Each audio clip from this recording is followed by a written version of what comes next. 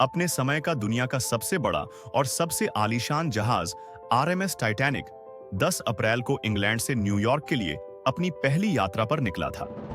इस जहाज पर करीब 2200 लोग सवार थे, जिनमें बड़े उद्योगपति और अभिनेता से लेकर अप्रवासी व्यापारी से लेकर आम लोग तक शामिल थे, जो बेहतर जिंदगी की तलाश में अमेरिका जा रहे थे।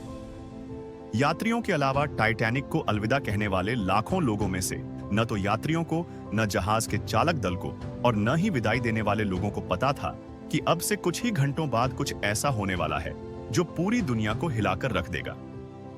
टाइटैनिक का निर्माण व्हाइट स्टार लाइन कंपनी ने शुरू किया था, जिसे 1200 दिन तक कोशिश और 2000 मजदूरों की दिन रात की मेहनत के बाद बनाया गया था। इसे बनाने में $5 मिलियन खर्च हुए थे, जो आज के $200 मिलियन के बराबर है। यह जहाज करीब 300 मीटर लंबा, 30 मीटर चौड़ा और 50 मीटर ऊंचा था। इस जहाज को बनाने वालों ने कहा था कि यह डूबने वाला जहाज नहीं है। लेकिन वो कौन सी वजहें और गलतियां थीं जिसकी वजह से यह जहाज, जो अपने समय का सबसे आलीशान, सबसे महंगा और ना डूबने वाला जहाज था, आज समुद्र में 4000 मीटर नीचे अंधेरे में पड़ा है। उस दिन ऐसा क्या हुआ था जिसकी वजह से करीब 1500 लोगों की मौत हो गई थी। 10 अप्रैल को दोपहर 12 बजे टाइटैनिक ने अपनी पहली यात्रा शुरू की। उस दिन अटलांटिक महासागर पूरी तरह से सुनसान और शांत था और किसी भी तरह के तूफान की कोई चेतावनी नहीं थी। लेकिन अपनी यात्रा पर निकलने के 2 दिन बाद टाइटैनिक को पहली चेतावनी मिली, यानी अटलांटिक महासागर के रास्ते में बर्फ के बड़े बड़े पहाड़ थे, जिनसे होकर टाइटैनिक अमेरिका की ओर जा रहा था। यह चेतावनी मिलने के बाद टाइटैनिक ने अपनी गति कम किए बिना 2 बार अपना रास्ता बदला। 2 दिन बाद टाइटैनिक को फिर से चेतावनी मिली, लेकिन जहाज के कप्तान और चालक दल ने उन चेतावनियों को नजरअंदाज कर दिया। टाइटैनिक बनाने वाली कंपनी ने कैप्टन सुमित को 7 दिनों के अंदर टाइटैनिक को अमेरिका ले जाने की डेडलाइन दी थी। इस दबाव के चलते कैप्टन ने चेतावनियों को नजरअंदाज कर दिया और जहाज की गति बढ़ाता रहा, और यही वो गलती थी जिसने टाइटैनिक की कहानी को पूरी तरह से बदल दिया। अब समुद्र का वह क्षेत्र जहां टाइटैनिक मौजूद था, वहां चारों तरफ अंधेरा था, लेकिन टाइटैनिक से कुछ ही किलोमीटर की दूरी पर एक और जहाज मौजूद था, जिसने टाइटैनिक को एक बहुत बड़े बर्फ के टुकड़े के बारे में चेतावनी दी थी, और उस चेतावनी को पूरी तरह से नजरअंदाज किया गया था।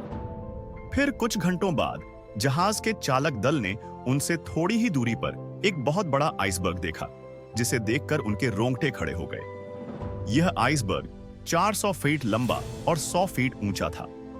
जब तक इस आइसबर्ग की खबर कप्तान तक पहुंची, तब तक बहुत देर हो चुकी थी और जहाज की दिशा बदलने का आदेश भी दिया जा चुका था। हर कोशिश नाकाम रही। ठीक 11:40 पर आइसबर्ग टाइटैनिक से टकराया, जिसकी वजह से जहाज की निचली मंजिलों में पानी भरने लगा।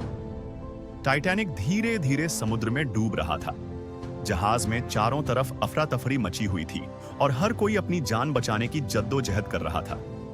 जहाज में मौजूद कई लोग पानी में कूद गए और कई लोग लाइफबोट में सवार हो गए। कुछ घंटों बाद शॉर्ट सर्किट की वजह से टाइटैनिक की बिजली भी कट गई और अब हर जगह पूरी तरह से अंधेरा छा गया। कुछ ही देर में टाइटैनिक 2 हिस्सों में टूट गया और कुछ ही देर में पूरा जहाज समुद्र में डूब गया। इस दुर्घटना में 1500 लोगों की जान चली गई और करीब 700 लोग बच गए, जिनमें से अधिकतर बच्चे और महिलाएं थीं। टाइटैनिक के कैप्टन सुमित आखिरी वक्त में लोगों की मदद में जुटे थे और आखिर में उनकी भी जान चली गई। टाइटैनिक को शुरू से ही बहुत तेज गति से चलाया गया था, जिसकी वजह से चेतावनी मिलने के बाद उसकी दिशा बदलना पूरी तरह से बेकार था, क्योंकि तेज गति की वजह से किसी भी जहाज की दिशा बदलना बहुत मुश्किल होता है। इसके अलावा जहाज पर किसी भी तरह का कोई टेलीस्कोप भी नहीं था, जिसकी मदद से समुद्र में बर्फ के पहाड़ों को देखा जा सके, और मिलने वाली चेतावनियों को भी नजरअंदाज कर दिया जाता था। टाइटैनिक में जो बोल्ट लगाए गए थे, वो स्टील के नहीं बल्कि कच्चे लोहे के बने थे। ये रिवर्स लोहे के बड़े बड़े टुकड़ों से बने थे, जिन्हें आपस में जोड़ा गया था। लेकिन इन रिवर्स की खराब क्वालिटी की वजह से टक्कर के समय ये खुल गए।